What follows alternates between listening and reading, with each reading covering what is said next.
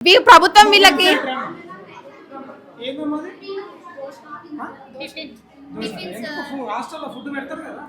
సరిగ్గా పెట్టట్లేదు తెచ్చుకో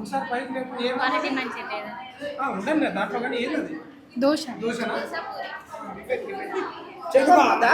సారీ డ్రామా ఫుడ్ సరిగా దరిద్రంగా ఉండడం వల్ల బయట నుంచి దోశ ఇడ్లో ఏదో తెచ్చుకుంటున్నారు విద్యార్థులు. చూడండి, ఇది ప్రభుత్వం ముఖ్యమంత్రి రేవంత్ రెడ్డి చూడాలి ప్రధానంగా. ఇంత దరిద్రంగా ఉంటుందండి, నాకు అర్థం కాదు. విద్యార్థులు ఎట్లా తింటారండి? అది మీ పిల్లలు తింటారా? మీ పిల్లలు తింటారా? మీ మంత్రుల పిల్లలు, ముఖ్యమంత్రి పిల్లలు ఎవరైనా తింటారా? అన్న వాళ్ళ చెప్పినప్పుడు ఈ లెటర్ ఇచ్చి ఇగో 2012 2025 అంటే December 20కి వాళ్ళు ఇచ్చినారు. నో రెస్పాన్స్, ఏం లేదు. ఎప్పుడు ఇచ్చారు? 2012 2025 డిసెంబర్లో ఇచ్చినప్పుడు ఇప్పటి వరకు రెస్పాన్స్ లేదు.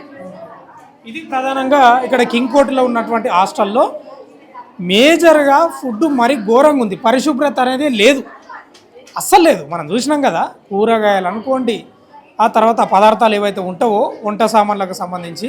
ఇంకా తమాషా ఏంటంటే, ఇంకా ఘోరం ఏంటంటే, బట్టలు ఒక దగ్గరనే ఉతుకుతున్నారు, అంతే కదా, బట్టలు ఒక దగ్గరనే ఉతుకుతున్నారు. బియ్యానికి వాడే వాటర్ కానీ, కూరగాయలు కడగడానికి వాటర్ కానీ అదే బకెట్లో వాడుతున్నారు. మరి దారుణంగా షెడ్యూల్ కూడా ఉంది ఇక్కడ చూడండి, మెనూకు సంబంధించి.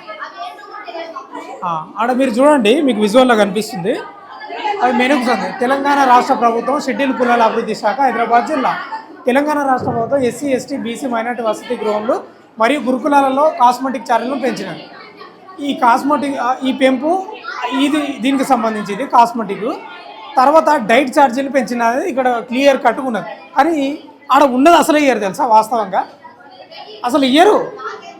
ఇదంతా పత్రిక ఏది బోర్డుకు తొలగించడానికి మాత్రమే ఉంటుంది తప్ప నిజంగా చాలా దరిద్రమైన పరిస్థితి ఉంది. ఎలుకలు, పిల్లులు, బొద్దింకలు ఇవన్నీ తిరుగుతున్న పరిస్థితి కనిపిస్తూ ఉంది.